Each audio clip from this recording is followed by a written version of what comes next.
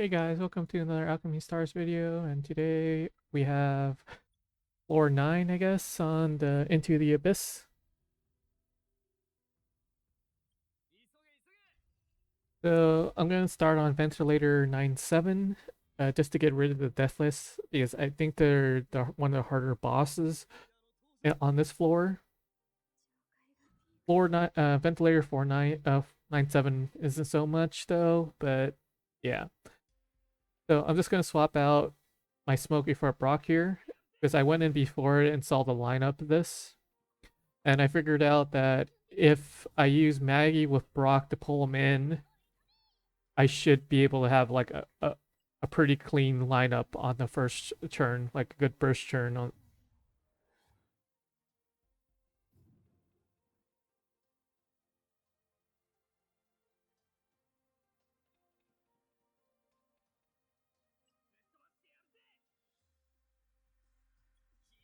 And if you're wondering about my breakthrough Sharon's at breakthrough 2, Brock's full breakthrough, Maggie's full breakthrough, my Esteban's at breakthrough 4, and my Ural's at breakthrough 3. All the characters I have, or units I should say, all have max equipment on them.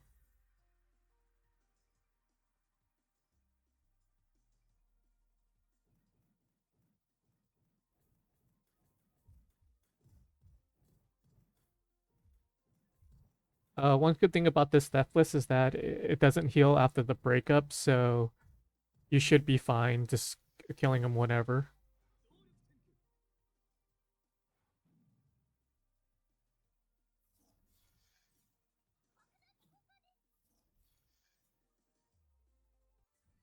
And for this one, it only spawns one unit after the breakup instead of two, which I found kind of, which makes this thing a lot easier. Now it's just a matter of cleanup, so we'll go ahead and 2x fast forward through this portion.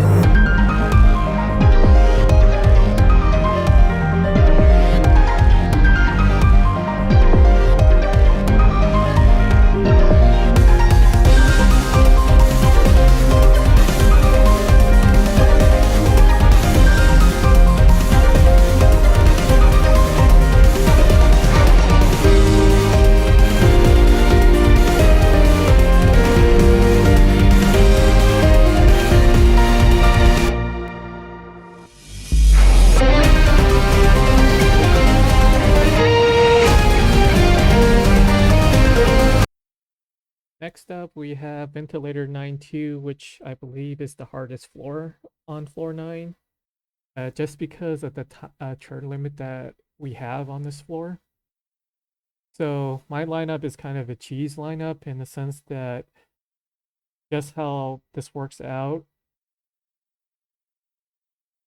Felishai's passive will always heal you back from death on this floor. It's kind of like how Alice's shield worked back in the day. If a monster like kills you with her shield up, it will proc the shield and heal you back up uh, past the death point though. And it's the same concept. So I have Felishide, OD'd, and Nails, Wendy, and Lenore. Lenore is just there just to proc out the sanity. So I only use her skill one time. So you get it within the sanity limits of poisoning both yourself and the boss. So it helps tick down the boss. Otherwise, this is just a waiting game pretty much. And OD is there to speed it up, and same thing for Nails though. Because if you know how Nails work, the lower your HP is, the more damage he does. And he also gives yourself like an HP boost every single time you cast it. So your max HP goes up, but it doesn't actually heal you. So eventually what will happen is that Nails will have enough damage to basically one-shot everything in here pretty much though. So I'm just stacking poison and bleed just to make this run go a little bit faster. Philoshy is there just to, for the cheese, pretty much, for passive, plus the teleport. And Wendy is mainly there here just for the teleport, for me to dodge around the boss. That's pretty much all I have to say on this floor. For breakthroughs, Philoshy's at breakthrough 4, I believe. Odine's max. Lenore's breakthrough 2. Nails' max breakthrough, and Wendy's max breakthrough. And again, all their equipment are maxed out. And we'll go ahead and fast forward through this.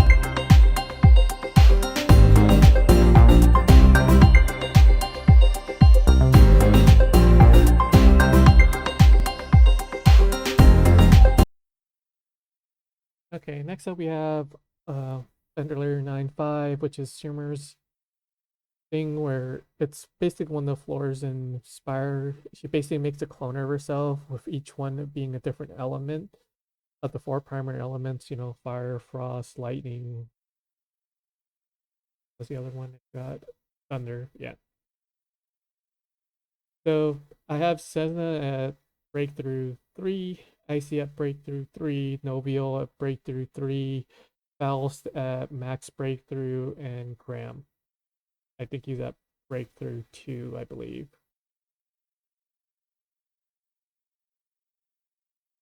This one is pretty much a really easy battle. You just want to focus one down super fast, so you don't have the other three to deal with. So since my primary element of this one's all fire, so I normally would just go after the forest version, killing that one out first though. Because splitting up damage between the other three should be okay. The hardest one for me gonna be to kill is probably gonna be the water because you know the counter elements. And if you're wondering about the rainbow little pieces there, basically for every single one you collect, you actually get a captain move point up on there. This doesn't really come into play on this one just because of how my team lineup works though, but on the next Shimmer fight, um, you'll see it into play. So that's pretty much it for this one. I'll go ahead and fast forward for this also.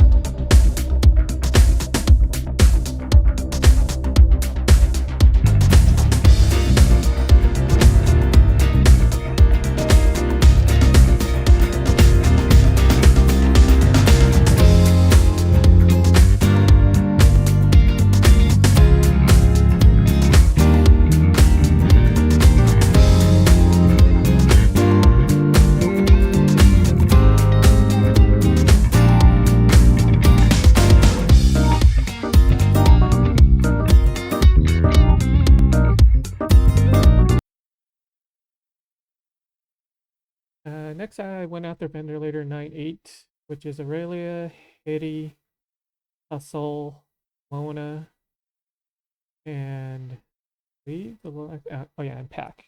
So that was my lineup for this one.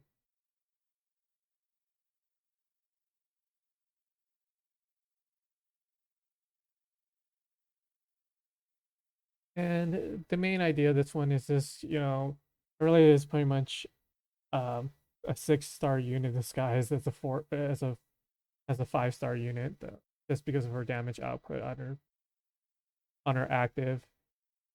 Her deficit of like the minus defense doesn't really that matter that much if you could just dodge out the attacks. So yeah, you just set her up for mainly more like burst turn wise. So Mariela's at max breakthrough, Eddie's at breakthrough 2, Tax at full breakthrough, Pasol's at full breakthrough, and Pomona's at breakthrough 2, and she's level 2. I mainly brought in Pomona just because of her active skill, in the sense that when the Amberhawks drops down rocks, if they line up perfectly, you can send the Pomona's active skill to Echo and just take out all the rocks.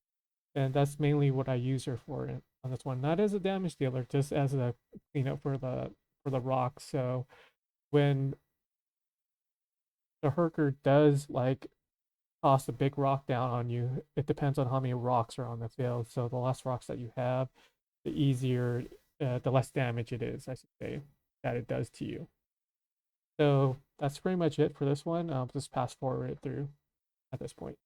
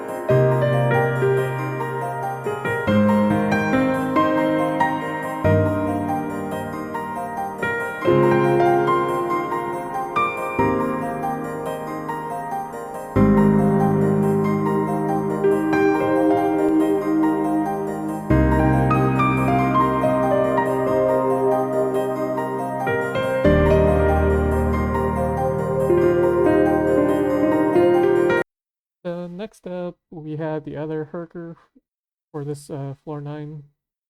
I went with Hero, Sidecar, Nicholas, Louise, and Midgard. This is just my strongest first team comp, and it made pretty easy work of this boss. So there's plenty much to say on this one. Heroes at breakthrough 4, I believe. Sarah's Sakurai is at full breakthrough. Nicholas is at breakthrough 3. Louise is at full breakthrough, and my Midgard's at breakthrough 5. And I'll just 2x fast forward for this one. This pretty much the boss got pretty much clapped on this one. So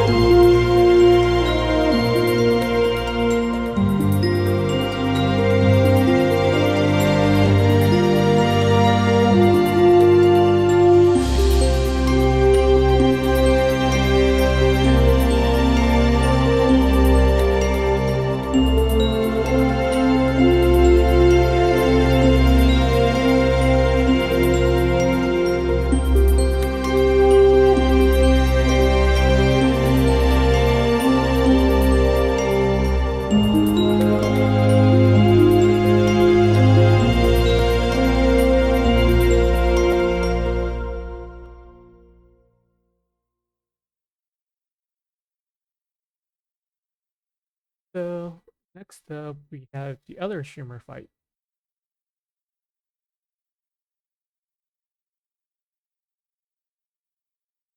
This one's a little bit unique in the sense that if you run on the tile of her counter element, and if your units attack her on her counter element, you actually heal her instead of doing damage.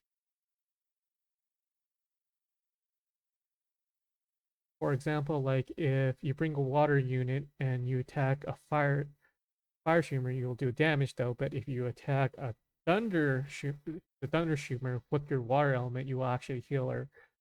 So this makes this fight a little bit difficult. But I just brought in a lot of snipers. So I basically wanted my snipers to actually just snipe out each of the Schumers really quickly. So I just mainly just focus one Schumer first and allow that one just to knock out two so I can just juggle between the two. And you want to leave at least two Schumers up though, because if her heal comes back around again, if there is no more Schumers, she will actually revive another Schumer. So you don't want that to happen. So you just want to leave at least two Schumers on the field if it works the same way Aspire does. Uh, that's what my assumption was. So for this lineup, I had Fleur at breakthrough 2, Crossfire at breakthrough 4, Revy at breakthrough 2, and Reinhardt at breakthrough 2, and Barton Defies Blades at breakthrough 2 also. And one common element that each one of these have, except Frostfire, is that they have a thunder element into them. So that's what my logic was. I could use Fleur to snipe out the fire unit because of his active skill is on a pretty fast cooldown. So I went after the fire humor first. And my next target was actually the water. So that should leave me with, I believe, Thunder and Force left as last though. And that's where I juggled the damage between the two. And you can actually see it in this fight. And one big thing that I did was I actually had to pick up the little move chest pieces so that when you pick them up, you get an extra captain move pretty much. And Revy is just here to help me break the rocks. Same thing for Frostfire. Because, you know, if you break the rocks, you get an extra, basically an extra captain move, and the tile turns into a rainbow color. And this is where I should tell you guys the truth. It's like there's actually on your turn counter on there. There's actually a thing you could toggle, you could use in there to actually swap one of the tiles into a rainbow one. I never used it during this whole entire clear. I only found out about it later, which I got like, oh, that would make a lot of sense. That was my bad. I didn't use one of the mechanics that the game gave me. With that being said, we'll just fast forward through the rest.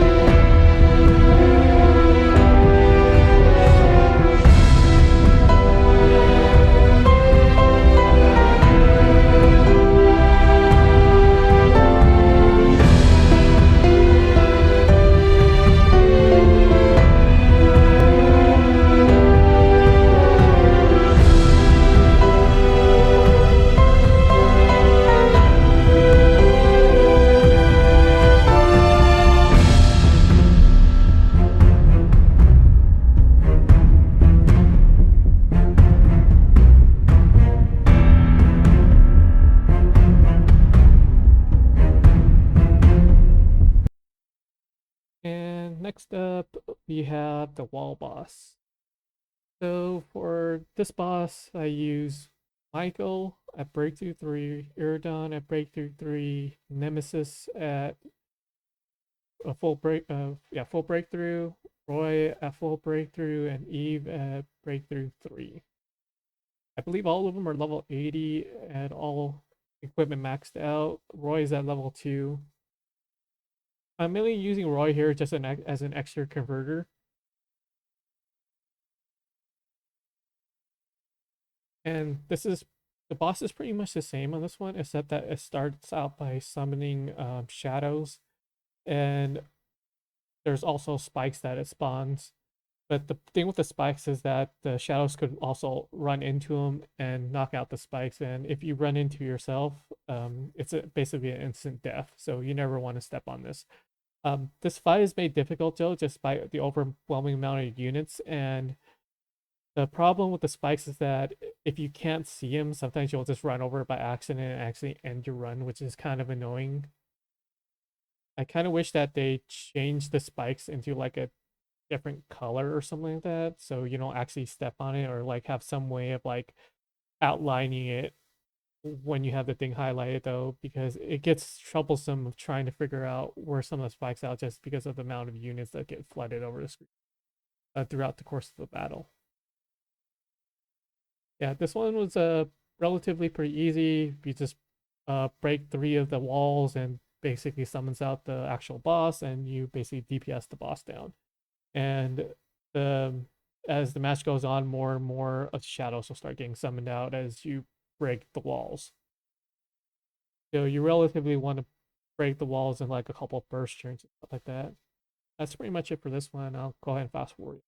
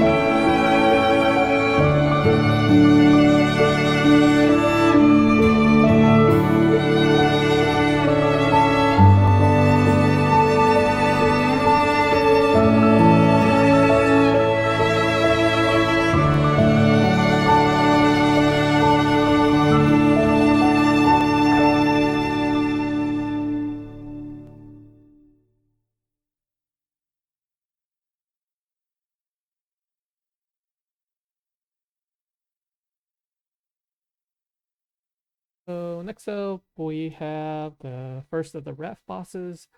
So this lineup, I use Serona, Cyril, Arlene, and Bethlehem, and Regal. This is just pretty much an auto tag team and conversion though. This is your standard. team pretty much on this one. So how this boss works is that only one of the shields is down at a time. So it always starts out on the rat boss that's on the far left first. This one summons the bombs that are on the field. Then it goes to the one with the three rats running on the like the little treadmill and stuff like that. That one just randomly detonates all over the map pretty much. It's random, so you can't really predict it. And the one in the middle, the Rat King, is the one that actually knocks you all the way back and basically detonates all the bombs. So pretty much what you want to do is when it's the middle rat boss turn, you kind of want to position yourself in the upper portion of the map behind one of the, I guess, platforms where the bombs come out of though. So when it knocks you back, it only knocks you back to that point. Because if it knocks you all the way back, it pushes all the bombs that it detonates and it does a lot of damage to you. And if you position yourself right, you don't really need a healer on this map at all. It's just a slow DPS down, and you just gotta eliminate the DPSs on each of the three rats, pretty much. As for breakthroughs, my Sharona's at breakthrough 3, my Saryl's at breakthrough 2, my Carlene's at breakthrough 2, my Bethlehem's at breakthrough 2, and my Regal's at breakthrough 0. I haven't put any Star Crest into Regal yet, so he's to tell you the truth, he doesn't really need any Star Cresses. And that's pretty much it for this one. I'm just gonna fast forward through the video and let it play out.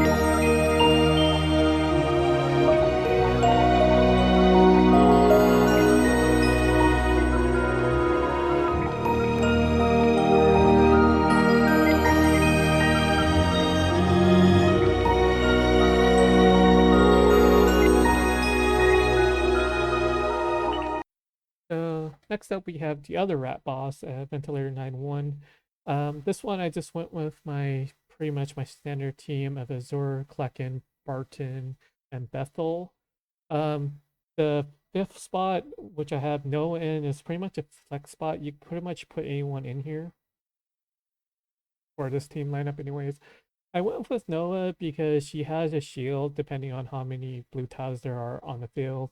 And it was just a little bit of extra protection. And seeing how the way the bosses line up, her roll attack that she has is basically perfect in line with this as long as I get it above her second chain. Actually, yeah, her second change where it actually does three rolls instead of just one, so it can actually hit across the thing. You should have I have more than enough damage, which is Azur and Bethel on the team though, because Bethel to set the dog into place and auto attack it for every single time I triggered an active. So that was my thinking this one. Normally, you can put in swap Noah out for Theo. I think if you want to speed up the thing a little bit, because Theo does the same thing that you could set up her little bait points and wait 5 turns, and once the shield pops comes off, you can just start proccing it, and it actually does a pretty good chunk of damage. For breakthrough wise, I have Azure at breakthrough 2. I haven't got another copy of her yet, and Klecken's at full breakthrough. Barton's at full. Noah's at full breakthrough, and Bethel's at breakthrough 2 also. And the main point of this one is that this one just has 2 extra bomb platforms on it, though, pretty much. And the boss is at a little bit of a higher, I think, HP wise. So, I mean, not HP level. Yep, it's just a pretty much standard team comp for this one. I set Bethel's little dog over there on the right side, and just start proccing skills, and landing just auto attack it down. So it just does a little bit of chip damage every single time. And the boss is pretty much the same. The far left one summons the bombs. The one on the treadmill detonates, and the one in the middle, the Rat King, just pushbacks and detonates all the bombs on the map, pretty much. And I'll go ahead and just fast forward through this one also.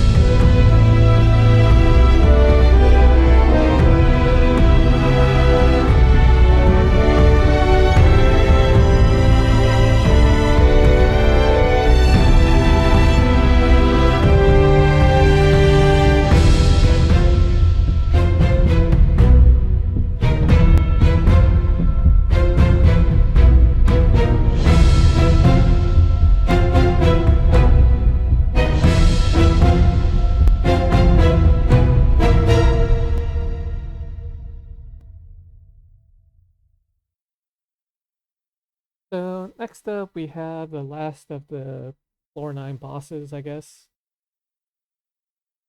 So this one's the other wall boss. For this team, I used Requiem, Nadine, Gonru, Beverly, and Florine. I mainly put in Nadine here just for the extra 1 tile conversion and a little bit of heal. Because you do take a lot of chip damage, I guess, from the shadows and the boss itself once you break the 3 walls down. Because it will always more than likely always hit you just because how big the range is, and you need a little bit of time to actually, you know, DPS the boss down. And Nadine is good here though because of her overall reach that she does. And when she dots out her little lantern, that extra 1 tile is enough to actually reach the wall boss itself, so you can actually DPS it down. The same thing for Goner and Beverly, since they stack up with like the conversion. So the only one that I'm missing is technically a CL though, because she does convert green to yellow. But he wasn't really that helpful here though, just because of how her chain combo attack works. Because she throws out the little missiles, and the missiles don't actually hit the boss, it actually hits the side of it. So technically you're not doing any damage to the boss itself, so it's kind of like, eh. This is why I went with this team for. And the strategy is pretty much the same. Just break 3 walls, get the boss out, and just DPS the boss down. And for this version, I use Requiem just because of the amount of shadows that gets produced. And if Requiem does kill you know, a unit with her active, she gets 5 viz back. And since there's like constant shadows getting summoned every turn, I think around like 40 to 45 viz, somewhere around there. If you activate her active skill, then it'll wipe out all the shadows, and then you can reactivate it again, hit the boss again though. But it's good floor clear. It's a sense that it wipes out everything, and you pretty much have free reign of the boss by then. And if you do manage to clear all the shadows, the boss will actually get like a defense down on it. And pretty much that's it for this one. I'll just let it pay through with the 2x, and I hope you guys like this floor 9 guide, and I'll catch you guys next time. Bye.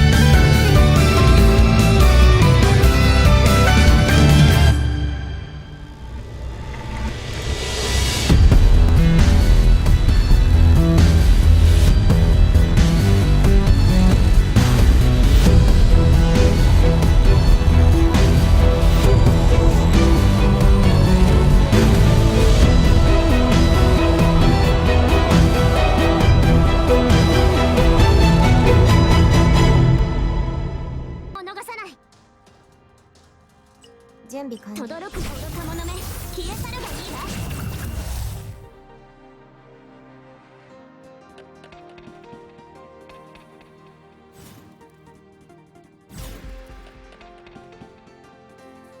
ま、当然でしょ。せいぜい私に感謝なさ。